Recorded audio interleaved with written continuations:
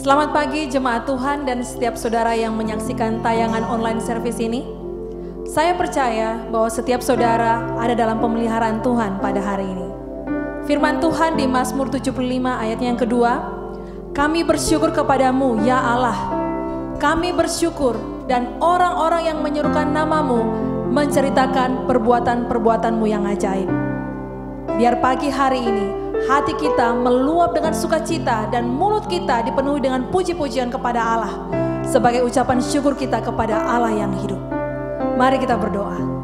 Bapa kami yang di surga, kami berdoa biarlah kerajaan-Mu datang memerintah dan menguasai hidup kami saat kami menyembah dan meninggikan Engkau. Kami mengundang pribadi-Mu pada pagi hari ini.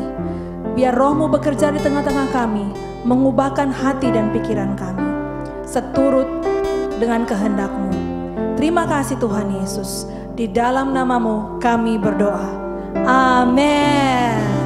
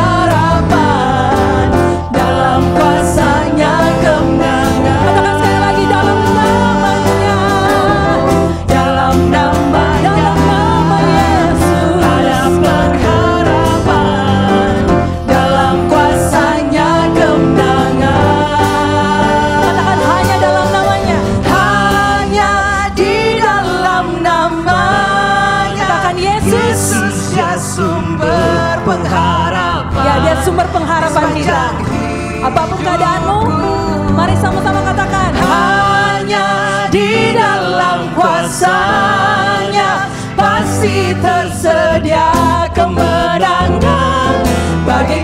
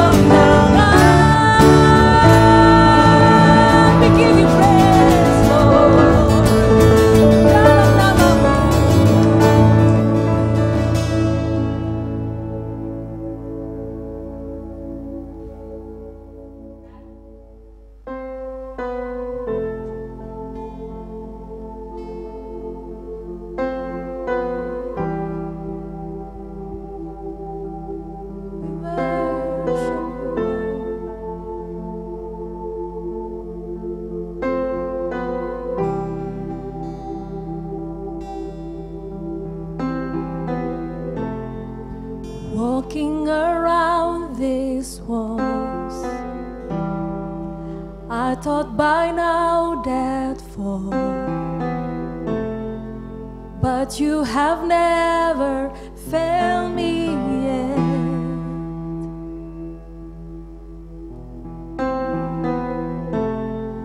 Waiting for chance to come, knowing the battle's won, for you have never failed me yet. Oh yes it is. Your promise still stands. Great is your faithfulness, faithfulness. I'm still in your hands. This is my confidence. You've never failed me yet. Oh, Jesus, you never fail. I know the night won't last. Your word will come to pass.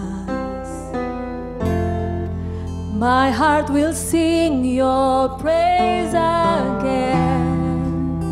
Oh, Jesus, Jesus, you're still enough. Keep me within your love.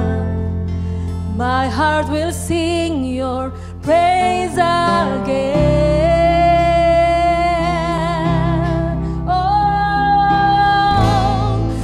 Promise still stands. Great is your faithfulness, your faithfulness. I'm still in your hands. This is my confidence. You never fail. Your promise still stands. Great is your faithfulness, your faithfulness. Still in your hands. This is my confidence. You never fail me yet. You never fail. Oh, you never fail.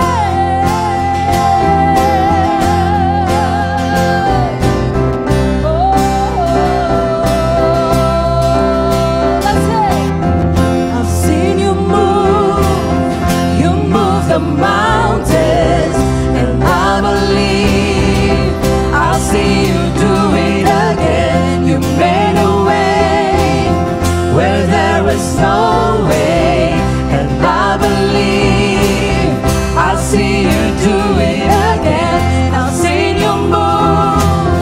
You move the mountains, and I believe I'll see you do it again. You made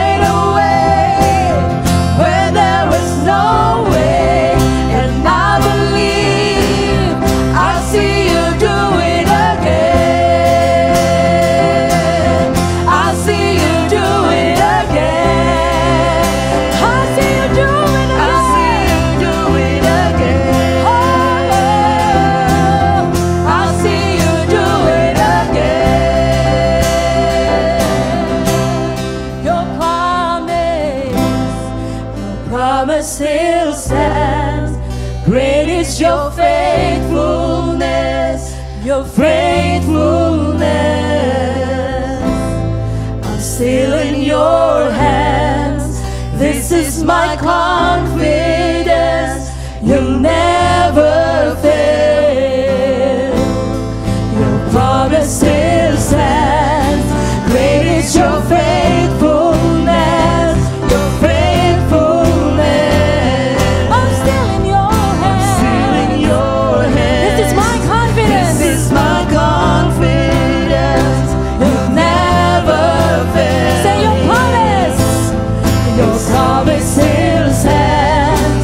Great is your faithfulness, faithfulness.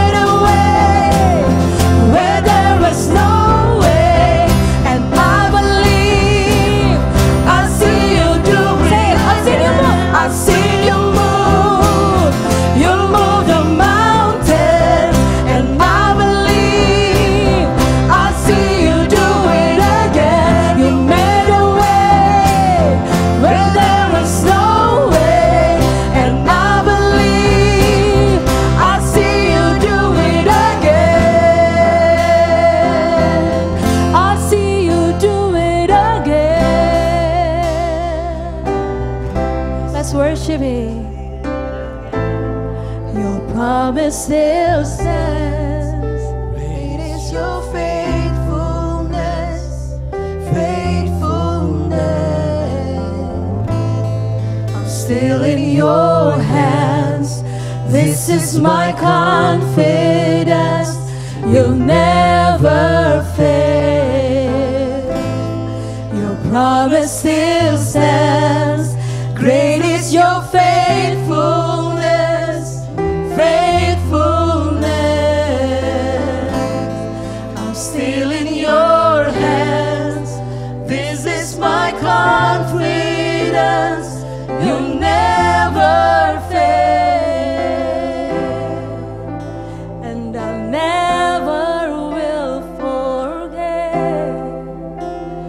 You never fail, oh, and I never will forget.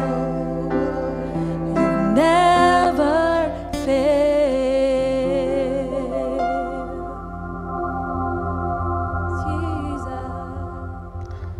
Kami bersyukur dan berterima kasih Tuhan bahwa hari ini Engkau masih berkenan untuk ditemui. Terima kasih buat kesempatan di mana kami dapat menikmati keindahan-Mu, menikmati pribadi-Mu, dan sungguh hati kami memuji dan menyembah Engkau, karena Engkau satu-satunya pribadi yang layak menerima pujian dan penyembahan. Hari ini kami sadar bahwa kami perlu untuk terus dibaharui oleh firman-Mu, dan ajarlah kami untuk taat dan rela melakukan kebenaran-kebenaran-Mu. Di dalam nama Tuhan Yesus kami berdoa. Amin. Selamat pagi, selamat hari Minggu, dan salam sejahtera bagi saudara sekalian. Saya Niko Manampiring sebagai tim kepemimpinan dalam Jemaat Every Nation Manado. Bagaimana kabar saudara pagi hari ini? Luar biasa? Amin. Dan saya bersyukur hari ini dapat menjumpai saudara lewat tayangan ibadah online ini. Dan saat ini kita akan masuk ke persembahan.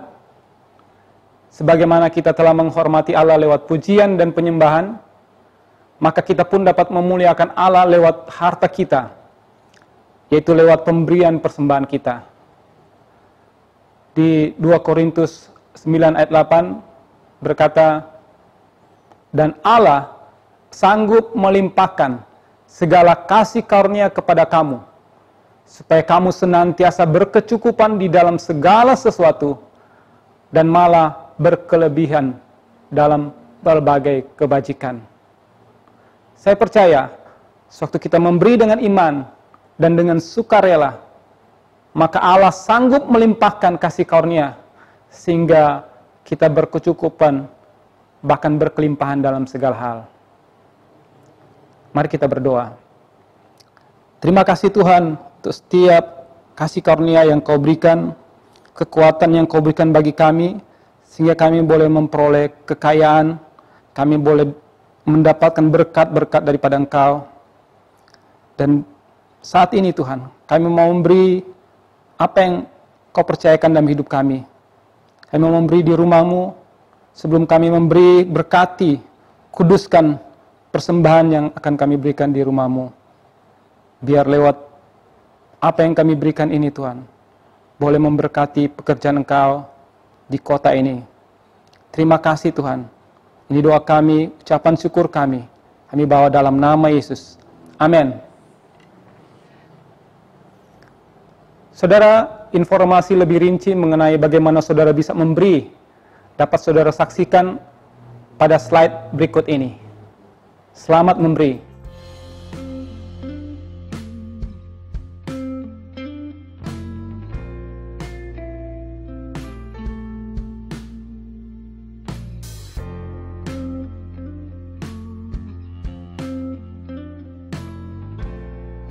Terima kasih untuk setiap persembahan saudara.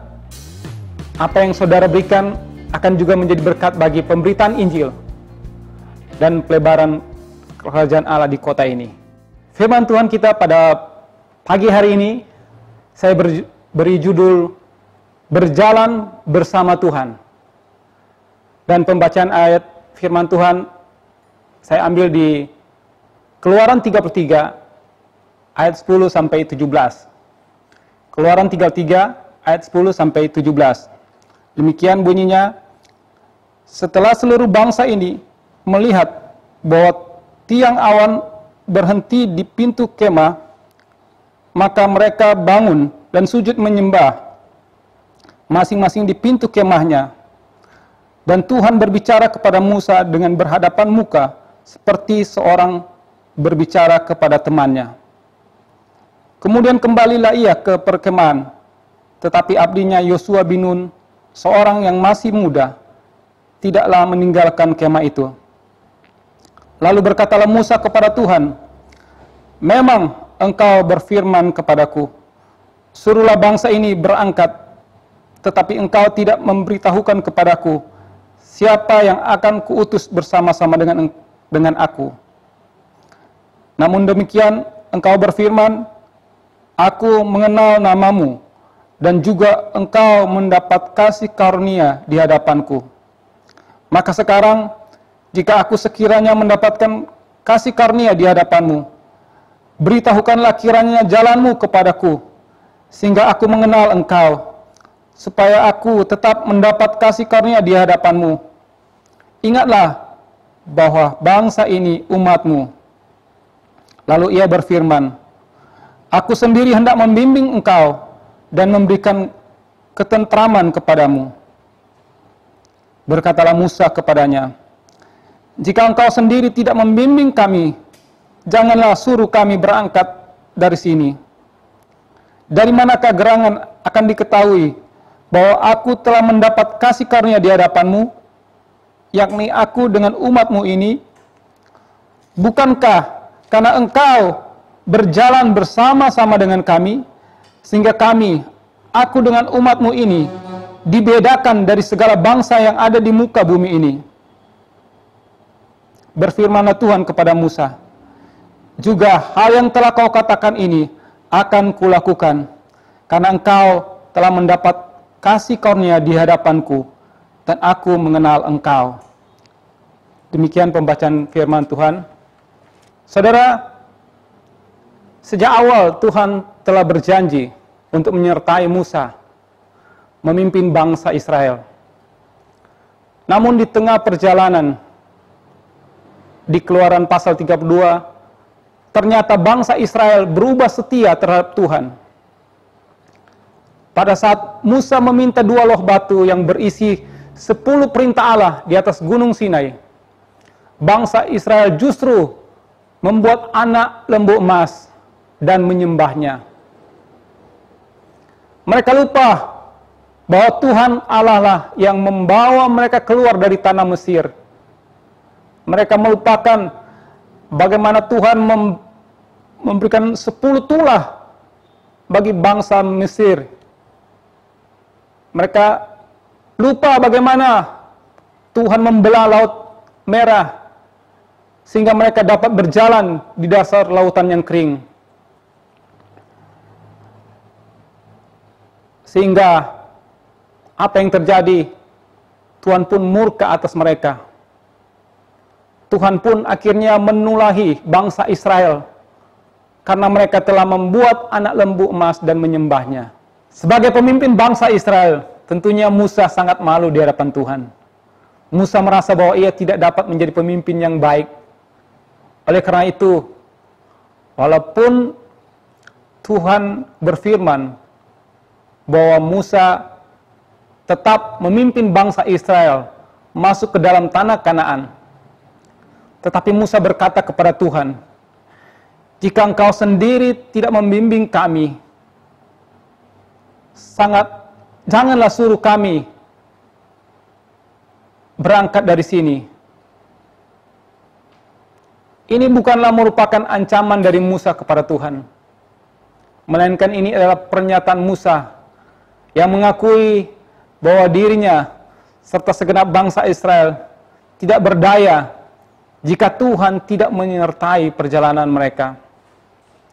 Musa sadar bahwa tidak mudah memimpin bangsa Israel melanjutkan perjalanan di padang gurun tanpa campur tangan Tuhan. Musa telah melihat bagaimana bangsa ini sering memberontak. Belum lagi mereka berjalan di padang gurun yang banyak terdapat ancaman. Di antaranya suhu yang ekstrim. Siang hari udara akan terasa sangat panas, dan malam hari udara akan sangat dingin. Kemudian ancaman dari ular dan binatang buas. Dan yang paling besar adalah ancaman musuh-musuh mereka, yaitu bangsa-bangsa yang akan mereka lewati dan yang akan mereka duduki di tanah Kanaan. Kalau sebelumnya mereka bisa keluar dari bangsa Mesir dan berhasil tiba di tempat itu, yaitu di sekitar Gunung Sinai, itu semua karena penyertaan dan perlindungan Tuhan. Jika saja Tuhan tidak memberikan mana sebagai makanan bagi bangsa Israel, mungkin dalam waktu beberapa hari saja, bangsa Israel sudah kelaparan. Itulah sebabnya Musa sangat bergantung kepada Tuhan. Saudara, apa yang Musa katakan juga berlaku dalam kehidupan kita saat ini. Di mana saat ini kita menghadapi pandemi COVID-19 yang entah kapan akan berakhir. Pengharapan kita mulai bangkit karena vaksin COVID-19 telah ditemukan dan masuk kepada tahap uji yang terakhir. Tetapi ada kekhawatiran bahwa virus COVID ini akan mengalami mutasi dan bertambah 10 kali lebih kuat seperti yang baru ditemukan di Malaysia. Sehingga dikhawatirkan vaksin yang sudah ditemukan itu tidak akan mempan lagi terhadap COVID-19. Kemudian kita mendengar negara-negara mulai mengalami resesi, bahkan pada negara-negara yang maju sekalipun. Dan kalau resesi ini terus berlanjut, maka akan terjadi depresi. Itu berarti semakin sulit negara-negara bangkit dan pulih. Itu berarti, saudara, akan terjadi kemiskinan dan kekacauan di mana-mana. Saudara, di tengah pandemi COVID-19 dan ketidakpastian akan masa depan, kita sungguh membutuhkan Tuhan. Karena bagaimanakah mungkin kita dapat melewati hari demi hari, bulan demi bulan, tahun demi tahun, yang sulit tanpa penyertaan Tuhan. Jadi kita sungguh membutuhkan kasih karunia untuk dapat melewati hari-hari depan kita. Dan tidak ada yang dapat kita andalkan.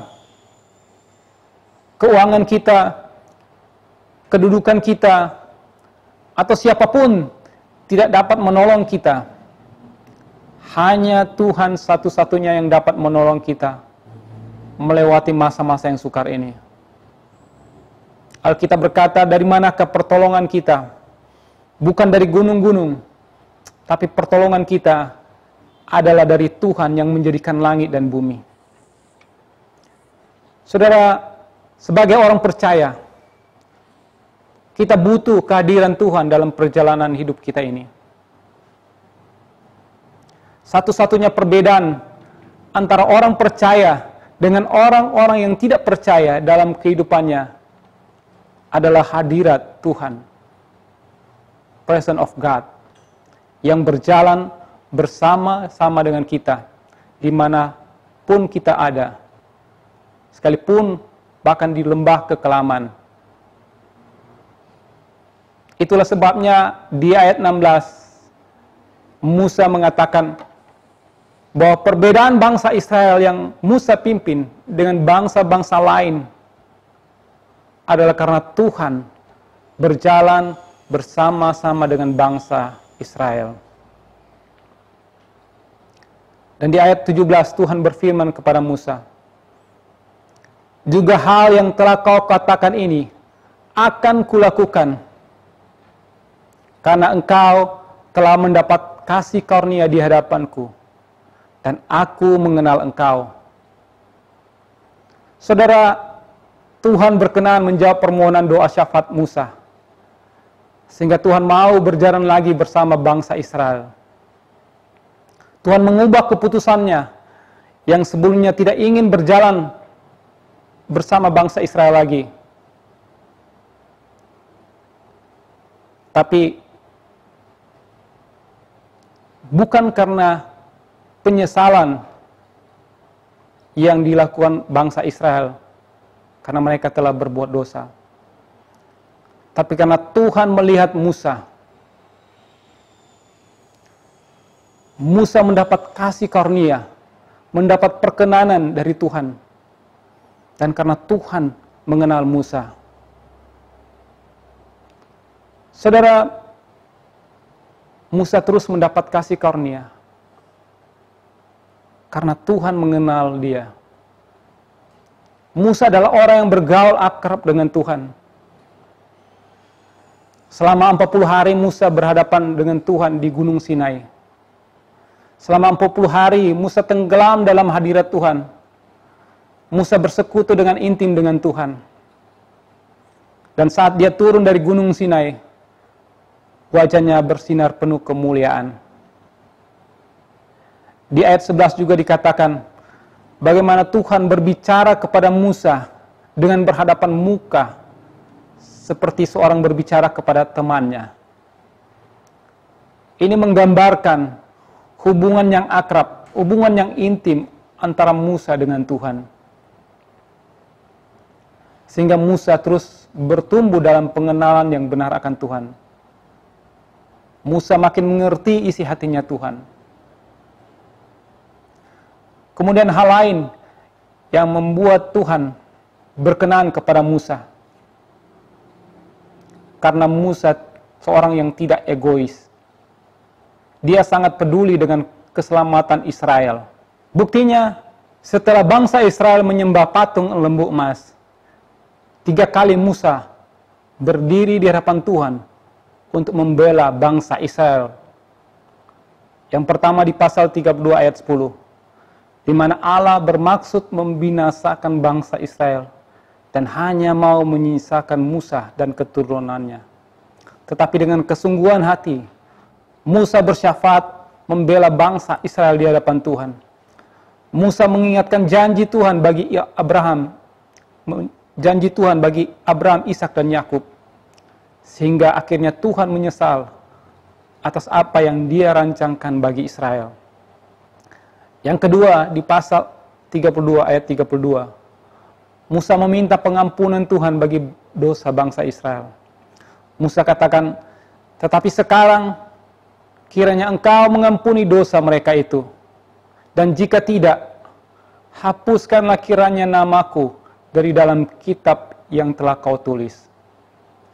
Sungguh, ini sikap yang sangat mulia. Musa begitu mengasihi bangsanya.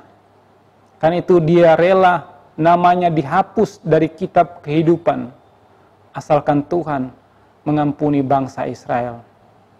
Dan yang ketiga di pasal 33 ayat 14 tadi. Lalu ia berfirman, aku sendiri hendak membimbing engkau dan memberikan ketentraman kepadamu.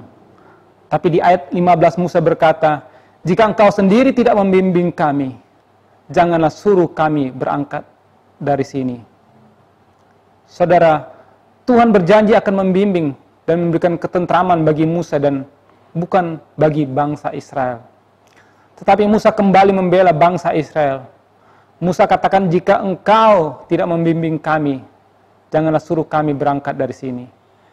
Jadi Musa mau Tuhan menyertai bukan hanya dirinya, tapi juga menyertai bangsa Israel. Saudara, di tengah dosa dan kesesatan yang terjadi akhir-akhir ini, sikap seperti Musa inilah yang dibutuhkan dari para pemimpin dan orang-orang percaya untuk memiliki kasih yang murni, untuk bersyafaat bagi orang-orang yang terhilang dan yang tersesat, supaya mereka diselamatkan dari api neraka. Memiliki kasih yang mau berkorban, yang tidak egois, itulah kasih sejati yang Musa dan Yesus sendiri telah teladankan bagi kita. Jadi inilah kenapa Tuhan terus memberi kasih karunia atau perkenanan bagi Musa dan mau mendengarkan permohonan doa syafaatnya untuk terus berjalan bersama bangsa Israel. Saudara, kembali ke ayat 2. Sekalipun Tuhan berjanji untuk menyertai Musa dan bangsa Israel dengan mengutus malaikatnya, artinya Tuhan akan menyertai bangsa Israel dengan tanda-tanda mujizat serta berkat-berkatnya. Tapi bagi Musa, apa gunanya mendapatkan mujizat atau mendapat berkat-berkat Tuhan kalau tanpa hadirat Tuhan menyertai mereka? Bagi Musa, berjalan bersama Tuhan atau mengalami presence of God jauh lebih penting dan berharga dari apapun juga. Kehilangan penyertaan Tuhan bagi Musa akan sangat merugikan. Karena itu Musa katakan, lebih baik dia dan bangsa Israel tidak pergi berjalan tanpa hadirat Tuhan.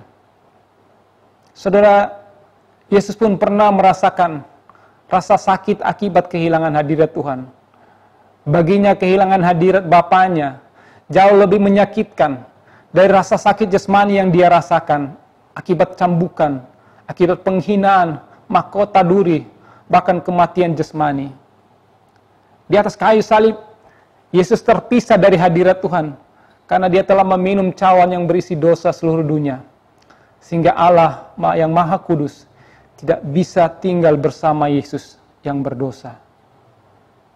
Rasa sakit karena kehilangan hadirat Tuhan membuat Yesus berteriak, Eli, Eli, lama sabatani. Allahku, Bapakku, kenapa engkau meninggalkan aku? Yesus merasa sangat menderita karena kehilangan penyertaan atau hadirat Tuhan. Raja Daud juga pernah mengalami hal yang sama setelah ia berzina dengan Batseba dan berkata, jangan ambil rohmu dari hadapanku. Jangan buang aku dari hadiratmu. Saudara, orang-orang yang pernah dekat, yang pernah mengalami tinggal dalam hadirat Tuhan, mereka akan sangat tersiksa kalau kehilangan hadirat Tuhan dalam hidup mereka. Tetapi saat ini, banyak orang-orang Kristen yang tidak peduli dengan hadirat Tuhan. Mereka mau berjalan sendiri tanpa hadirat Tuhan. Mereka mau mengambil keputusan berdasarkan emosi mereka, berdasarkan pengalaman dan hikmat mereka sendiri. Saudara, untuk hidup berjalan bersama Tuhan, berjalan dalam hadiratnya, kita harus mengikuti Tuhan, bukan Tuhan yang mengikuti kita.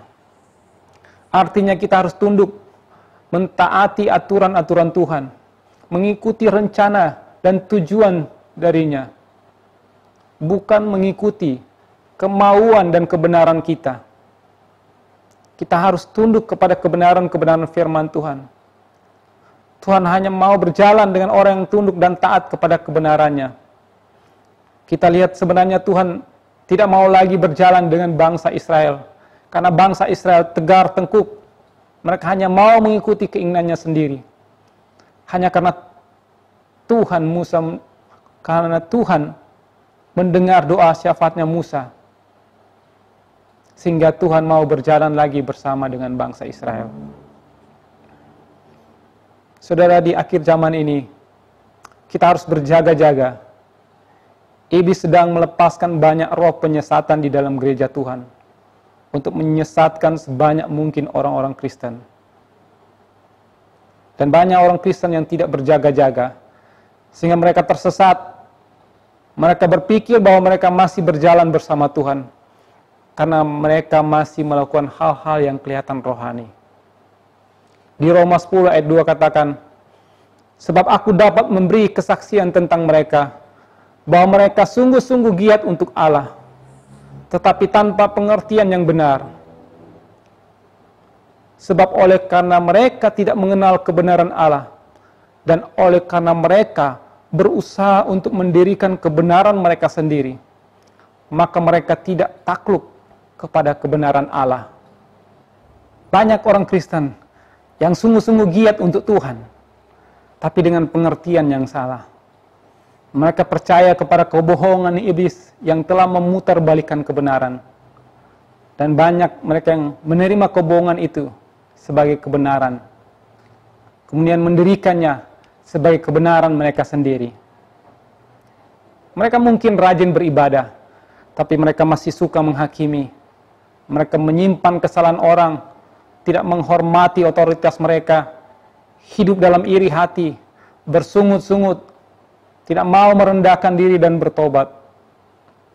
Tanpa sadar, mereka sedang disesatkan dan tidak lagi berjalan dalam kebenaran Tuhan. Saudara, berjalan bersama Tuhan, kita harus tunduk dan taat, bukan kepada kebenaran kita, tapi kebenaran Tuhan. Untuk itu kita harus menjaga hati kita dengan ketulusan dan kerendahan hati, serta mau selalu dibentuk oleh Tuhan, memiliki hati yang terus terfokus kepada Dia, hati yang haus dan lapar lebih dari apapun yang ada di dunia ini, supaya kita tidak mudah disesatkan. Ingat, kita berada di hari-hari terakhir, bahkan detik-detik terakhir, di mana dunia sedang berjalan kepada kesudahan, dan yang nanti akan tinggal adalah kekekalan. Pertanyaannya, apakah kita akan tinggal dalam kekekalan bersama Yesus di sorga, atau tinggal dalam kekekalan bersama iblis di neraka? Saudara, berjalan bersama Tuhan juga itu berarti kita harus mengupgrade diri kita, meningkatkan kapasitas diri kita, supaya Tuhan bisa mempercayakan hal-hal yang besar bagi kita. Contohnya di kantor, misalnya bos memberikan tugas kepada karyawan yang pertama, dan karyawan ini bisa menyelesaikan pekerjaan itu selama 1 minggu. Tapi ada karyawan yang kedua yang diberi tugas yang sama, dan ternyata dia bisa menyelesaikan tugas itu dalam hanya 3 jam. Berarti orang yang kedua akan diberi kepercayaan lebih banyak lagi, atau pekerjaan yang lebih besar lagi. Tentunya karyawan yang pertama tidak perlu kecewa, minder, tapi dia harus sadar diri dan mengupgrade dirinya sendiri, supaya dia bisa mendapat tanggung jawab yang lebih banyak atau lebih besar lagi dari bosnya. Dalam hidup kita, saudara, kita harus mengupgrade diri kita. Kalau sebelumnya kita berdoa hanya 1 jam setiap hari, maka kita harus mengupgrade menjadi 2-3 jam. Kalau saudara biasanya membaca Alkitab 1 pasal setiap hari, maka saudara harus mengupgrade diri saudara membaca 3-4 pasal setiap hari. Dan saudara bisa membaca buku setiap akhir minggu. Saudara bisa baca buku rohani, saudara bisa baca buku kepemimpinan, saudara bisa baca buku psikologi, atau buku apapun untuk mengupgrade diri saudara. Kemudian saudara tinggalkan hal-hal yang tidak produktif, yang membuat kita tidak berbuah. Segala kemalasan, segala keegoisan, sikap yang mudah tersinggung, mudah marah, kesombongan rohani, kita tinggalkan itu. Mari kita berfokus kepada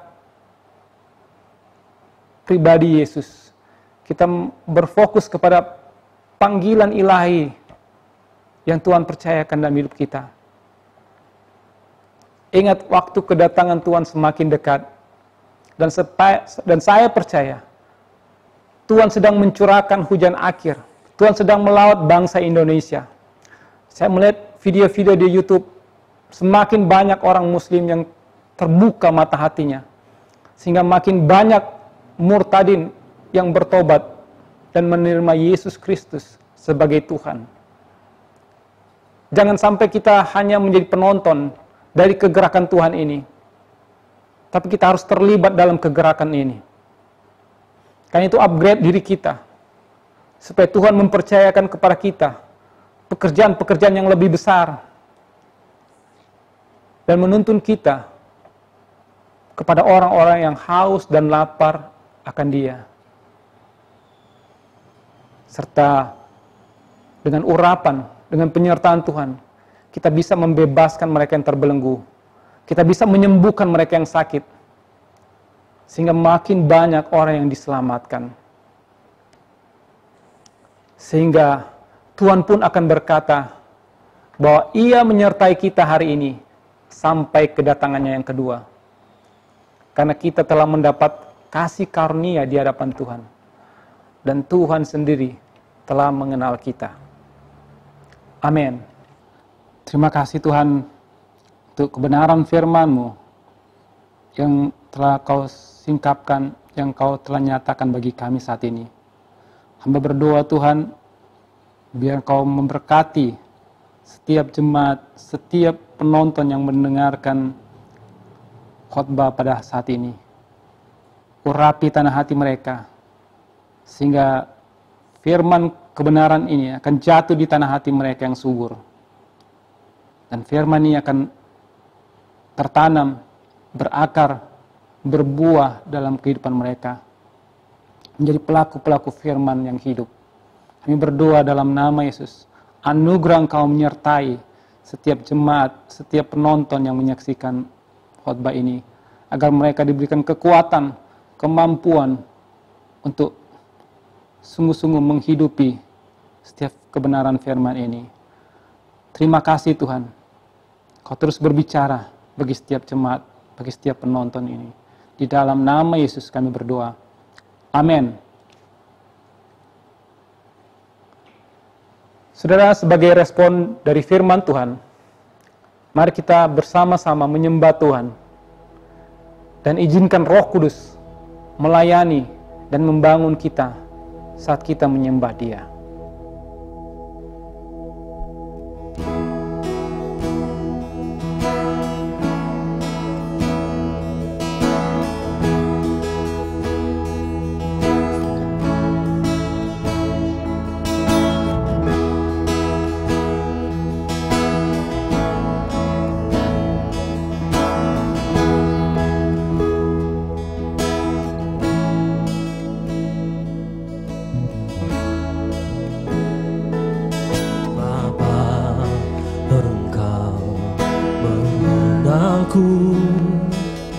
Lebih dari siapapun, Engkau tahu ceritaku dan isi hatiku. Tak peduli masa lalu, Engkau tetap memiliku. Ubahkanku, sempurnakan, jadi karya yang indah. Ini aku percaya, tiada yang mustahil bagimu. Kuasa-Mu kuatkanku, dasarku berharap. Oh.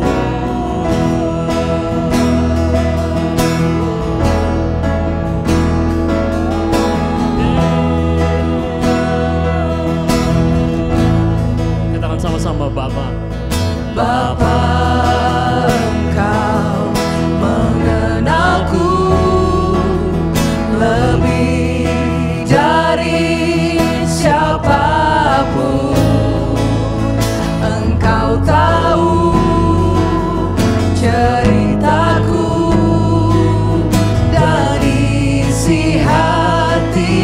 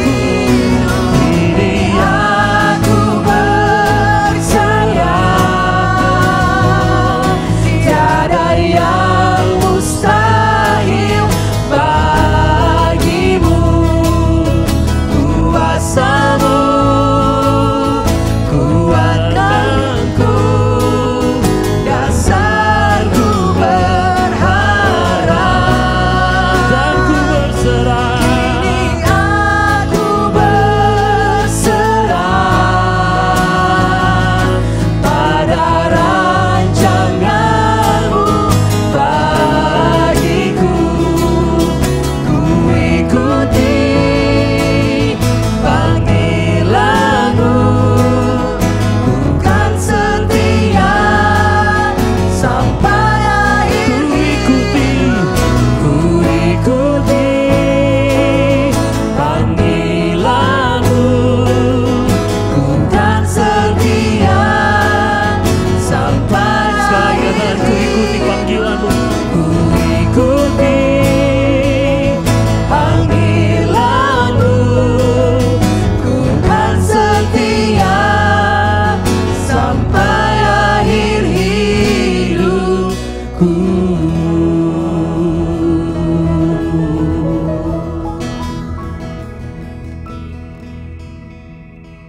Kita akan menerima berkat Tuhan. Yesaya 60 ayat 1 sampai 5. Bangkitlah, menjadi teranglah, sebab terangmu datang dan kemuliaan Tuhan terbit atasmu.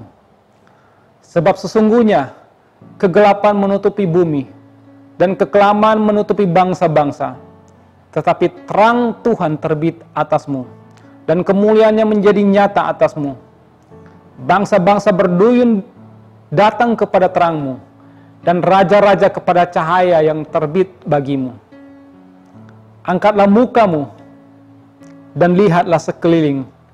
Mereka semua datang berhimpun kepadamu, dan anak-anakmu laki-laki datang dari jauh, dan anak-anakmu perempuan digendong. Pada waktu itu, engkau akan heran, melihat dan berseri-seri. Engkau akan tercengang dan akan berbesar hati, sebab kelimpahan dari seberang laut akan beralih kepadamu, dan kekayaan bangsa-bangsa akan datang kepadamu. Terimalah berkat Tuhan. Amin. Demikianlah kita telah memuji dan menyembah Tuhan, bahkan mendengarkan firman Tuhan bersama-sama. Saya percaya setiap saudara pasti diberkati dengan kebaktian ini.